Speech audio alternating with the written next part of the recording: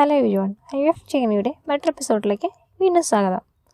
IVF വഴി കുഞ്ഞിനെ പ്രതീക്ഷിക്കുന്ന എല്ലാ അമ്മമാർക്കും ഇന്നത്തെ വീഡിയോ ഞാൻ സമർപ്പിക്കുന്നു. എംബ്രിയോ ട്രാൻസ്ഫർ കഴിഞ്ഞ് ദിവസങ്ങൾ കടന്നു പോകുമ്പോൾ എനിക്ക് യാതൊരു ലക്ഷണവുമില്ല, ഇത് സാധാരണമാണോ എന്ന ആശങ്ക പലർക്കും ഉണ്ടാകാറുണ്ട്. ആദ്യമായി ഒരു കാര്യം മനസ്സിലാക്കണം, എംബ്രിയോ ട്രാൻസ്ഫർ കഴിഞ്ഞ ഉടൻ ലക്ഷണങ്ങൾ ഉണ്ടായിരിക്കണമെന്നില്ല. അതില്ലാത്തതുകൊണ്ട് ഗർഭിണിയല്ല എന്ന് പറയാൻ പറ്റില്ല. സാധാരണയായിട്ട് എന്താണ് സംഭവിക്കുന്നത്? എംബ്രിയോ ട്രാൻസ്ഫർ എല്ലാം കഴിഞ്ഞ് 6 മുതൽ 10 ദിവസം കഴിയുമ്പോഴാണ് അതായത് എംബ്രിയോ യൂട്രസിൽ ഇംപ്ലാന്റേഷൻ നടക്കുന്നത്. ഈ കാലയളവിൽ ശരീരത്തിൽ വലിയ മാറ്റങ്ങൾ അനുഭവപ്പെടാതിരിക്കാം, ചിലർക്ക് ചേഞ്ചസ് ഉണ്ടായെന്ന് വരാം. അതായത് ചെറിയ ബ്രസ്റ്റ് ടെൻഡർനെസ് ഉണ്ടാകും, പിന്നെ സ്റ്റൊമക്ക് പെയിൻ ഉണ്ടാകും, ക്രാംസ് ഉണ്ടാകും, ചിലർക്ക് അങ്ങനെയൊക്കെ ഉണ്ടാകും. ചിലർക്ക് ഇതൊന്നും ഉണ്ടാവണമെന്നില്ല, രണ്ടും നോർമലാണ്. അപ്പോൾ സിംറ്റംസ് ഉണ്ടായെന്ന് വെച്ചിട്ട് ആരും പ്രഗ്നൻ്റ് ആകണമെന്നില്ല, സിംറ്റംസ് ഉണ്ടായില്ല എന്ന് വെച്ചിട്ട് ആരും പ്രഗ്നൻ്റ് അല്ല എന്നുമില്ല. ലക്ഷണങ്ങൾ ഉണ്ടാകുന്നതെന്ന് വെച്ച് കഴിഞ്ഞാൽ നമ്മൾ കഴിക്കുന്ന പ്രൊജസ്ട്രോൺ ഹോർമോണിനെ ആശ്രയിച്ചിട്ടാണ് ഉണ്ടാകുന്നത്. എംബ്രിയോ ട്രാൻസ്ഫർ കഴിഞ്ഞ് കഴിയുമ്പോൾ പ്രൊജസ്ട്രോൺ സപ്ലിമെൻറ്റേഷൻ എല്ലാവർക്കും തന്നെ തരാറുണ്ട്. ഈ പ്രൊജസ്ട്രോണാണ് നമുക്ക് ഈ ക്രാംസും ബ്രസ്റ്റ് ടെൻഡർനെസ്, പെയിന്, ഗ്യാസ്ട്രൈറ്റിസ് അങ്ങനെയുള്ള പ്രശ്നങ്ങളെല്ലാം ഉണ്ടാക്കുന്നത് പ്രൊജസ്ട്രോൺ ഹോർമോണാണ്. അപ്പോൾ മെയിനായിട്ട് നമ്മൾ കഴിക്കുന്ന ഹോർമോണുകളാണ് നമുക്ക് ഈ സിംറ്റംസ് എല്ലാം ഉണ്ടാക്കുന്നത്. അപ്പോൾ നമ്മൾ ഓർക്കേണ്ട പ്രധാന കാര്യം എന്ന് പറഞ്ഞു കഴിഞ്ഞാൽ symptoms do not confirm pregnancy, അതുപോലെ തന്നെ no symptoms also do not mean failure. അപ്പോൾ അതുകൊണ്ട് സിംറ്റംസ് ഉണ്ടായില്ല എന്ന് പറഞ്ഞിട്ട് ആരും വിഷമിക്കാതിരിക്കുക. അതായത് സക്സസ് ആയ എംബ്രിയോ IVFലും ആദ്യ സമയത്ത് ലക്ഷണങ്ങളൊന്നും ഉണ്ടായിക്കൊള്ളുന്നില്ല. അപ്പോൾ അതുകൊണ്ട് തന്നെ ഓവർ ടെൻഷൻ ആകാതിരിക്കുക. നമ്മുടെ ശരീരത്തെ അമിതമായിട്ട് നമ്മൾ നിരീക്ഷിക്കേണ്ട ആവശ്യമില്ല. പിന്നെ ഓരോ ചെറിയ മാറ്റങ്ങളും നമ്മൾ ഭയങ്കരമായിട്ട് ശ്രദ്ധിച്ചിട്ട് ഗൂഗിൾ ചെയ്യേണ്ട ആവശ്യമില്ല. ഇങ്ങനെ ഓവറായിട്ട് ഗൂഗിൾ ചെയ്താൽ തന്നെ നമ്മൾ സ്ട്രെസ് ലെവൽ കൂടുമ്പോഴത്തേക്കും ഇംപ്ലാന്റേഷൻ നടക്കില്ല. അപ്പോൾ മനസ്സിനെ കാമായിട്ട് ശാന്തമായിട്ട് സൂക്ഷിക്കുക എന്നുള്ളത് നിങ്ങൾക്ക് ചെയ്യേണ്ടത്.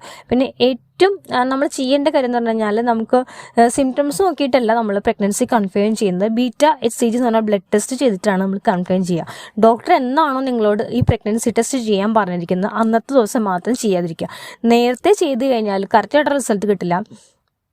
അതുകൊണ്ട് ആ 2 ആഴ്ച എന്ന് പറഞ്ഞാൽ നിങ്ങൾ വളരെ സമാധാനത്തോടെ കാമായിട്ട് വെയിറ്റ് ചെയ്തിരിക്കുക. മാനസികമായിട്ട് വളരെ ബുദ്ധിമുട്ടാണ്, കാരണം റിസൾട്ട് എന്ന് പറഞ്ഞാൽ നമ്മൾ ടെൻഷൻ അടിക്കാത്ത ദിവസങ്ങളുണ്ടാവില്ല. അപ്പോൾ അതുകൊണ്ട് എന്നിരുന്നാലും നിങ്ങൾ നേരത്തെ പോയിട്ട്, ചിലർ യൂറിൻ സ്ട്രിപ്പ് മേടിച്ച് ടെസ്റ്റ് ചെയ്യും, നെഗറ്റീവ് ആയിരിക്കും, അപ്പോഴേ മുതൽ വീക്കായി പോവും. അപ്പോൾ അതുകൊണ്ട് അങ്ങനെ ചെയ്യാതിരിക്കാം. ബ്ലഡ് ടെസ്റ്റ് തന്നെയാണ് ഏറ്റവും കൺഫേം ആയിട്ടുള്ള പ്രഗ്നൻസി ടെസ്റ്റ് എന്ന് പറഞ്ഞു കഴിഞ്ഞാൽ. ഡോക്ടർ പറയുന്ന ദിവസം തന്നെ നമ്മൾ ട്രാൻസ്ഫർ ചെയ്ത എംബ്രിയോയുടെ ഗ്രോത്ത് അനുസരിച്ചിട്ടായിരിക്കും ടെസ്റ്റ് ചെയ്യാനുള്ള ഡേറ്റ് നമുക്ക് തരാം. അപ്പോൾ അതുവരെ ആ ദിവസം വരെ നിങ്ങൾ വെയിറ്റ് ചെയ്തിരുന്നിട്ട് ടെസ്റ്റ് ചെയ്യാം. ആ ടെസ്റ്റിൻ്റെ വാല്യൂ അനുസരിച്ചാണ് പ്രഗ്നൻസി കൺഫേം ചെയ്യുന്നത്. അപ്പോൾ അതുകൊണ്ട് നേരത്തെ ടെസ്റ്റ് ചെയ്ത് നെഗറ്റീവ് ആയെന്ന് പറഞ്ഞിട്ട് ആരും വിഷമിക്കാതിരിക്കുക, സിംറ്റംസ് ഇല്ലയെന്ന് പറഞ്ഞിട്ട് ആരും വിഷമിക്കാതിരിക്കുക.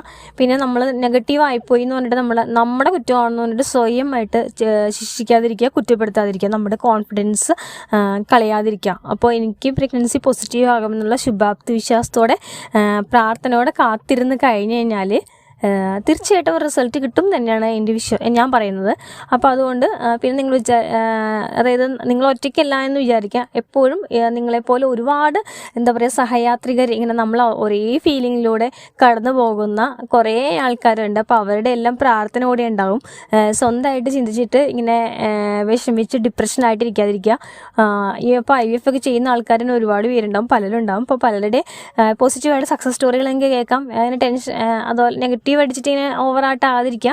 പിന്നെ വേറെ കാര്യം എന്ന് പറഞ്ഞു കഴിഞ്ഞാൽ, ഈ എംബ്രിയോ ട്രാൻസ്ഫർ കഴിഞ്ഞ് എല്ലാവരെയും വിളിച്ചിട്ട് നിങ്ങൾക്ക് സിംറ്റംസ് ഉണ്ടോ, മറ്റൊക്കെ സിംറ്റംസ് ഉണ്ടോ, എനിക്കതുണ്ട്, എനിക്കിതില്ല, അങ്ങനെ പറഞ്ഞിട്ട് അന്വേഷിക്കാതിരിക്കുക കേട്ടോ. കാരണം ഓരോരുത്തരുടെ ശരീരം പലതാണ്, ഓരോരുത്തരും ബോഡി റിയാക്ട് ചെയ്യുന്ന പല വിധത്തിലാണ്. അപ്പോൾ അതുകൊണ്ട് നമ്മൾ അങ്ങനെ കമ്പാരിസൺ വേണ്ട. അത് പ്രഗ്നൻസിയിലായാലും പലരും പല രീതിയിലാണ് പ്രഗ്നൻസിയുടെ അഭിമുഖീകരിക്കുന്നത്, പലർക്കും പല ബുദ്ധിമുട്ടുകളുണ്ടാവുന്നത്. അപ്പോൾ ഒരാൾക്ക് ബുദ്ധിമുട്ടുണ്ടായെന്ന് പറഞ്ഞാൽ മറ്റൊരാൾക്ക് ഉണ്ടാവണം എന്നില്ല. പിന്നെ ഒരാൾക്ക് ഒന്നുമില്ല എന്ന് പറഞ്ഞിട്ട് എനിക്കെല്ലാം ഉണ്ടെന്ന് പറഞ്ഞിട്ടും അതും വലിയ കാര്യമൊന്നുമല്ല. അപ്പോൾ അതുകൊണ്ട് അങ്ങനെയുള്ള കാര്യങ്ങളൊന്നും നിങ്ങൾ ഓവർ സ്ട്രെസ്ഡ് ആവാതിരിക്കുക. പിന്നെ എപ്പോഴും ചെറിയ കാര്യങ്ങൾക്ക് പോലും ഗൂഗിൾ ചെയ്തിട്ട് അതിലിങ്ങനെ ടെൻഷനാകാതിരിക്കുക. പോസിറ്റീവായിട്ട് ഒരു സമീപനമാണ് എല്ലാത്തിലും വേണ്ടത്. പിന്നെ നിങ്ങൾ ചെയ്യേണ്ട കാര്യം എന്ന് പറഞ്ഞു കഴിഞ്ഞാൽ അടിക്കൊരു റെസ്റ്റ് എടുക്കുക, വെള്ളം കുടിക്കുക, ഹെൽത്തി ഫുഡ് കഴിക്കുക, അങ്ങനെയുള്ള കാര്യങ്ങളെല്ലാം ചെയ്ത് കഴിയുമ്പോഴത്തേക്കും പിന്നെ മോസ്റ്റ് ഇമ്പോർട്ടൻറ്റ് ടൈംലി മെഡിസിൻസ് എടുക്കുക. പിന്നെ ഡോക്ടറുടെ അഡ്വൈസ് ഇല്ലാണ്ട് ഒരു മെഡിസിൻ സ്വന്തമായിട്ട് ഉപയോഗിക്കാതിരിക്കുക. ഇതൊക്കെയാണ് എനിക്ക് പറയാനുള്ള ചെറിയൊരു അഡ്വൈസ് എന്ന് പറഞ്ഞു കഴിഞ്ഞാൽ. അപ്പോൾ ഇന്നത്തെ വീഡിയോ നിങ്ങൾക്ക് ഉപകാരപ്പെട്ടു ഉപകാരപ്പെട്ടെന്ന് വിചാരിക്കുന്നു. പിന്നെ ഇങ്ങനത്തെ വീഡിയോകൾ നിങ്ങൾക്ക് ഇഷ്ടപ്പെടുന്നുണ്ടെങ്കിൽ ചാനൽ സബ്സ്ക്രൈബ് ചെയ്യുക, ലൈക്ക് ചെയ്യുക, ഷെയർ ചെയ്യുക. അപ്പോൾ എല്ലാവർക്കും വീഡിയോ കണ്ട എല്ലാവർക്കും താങ്ക് യു ഫോർ വാച്ചിങ്.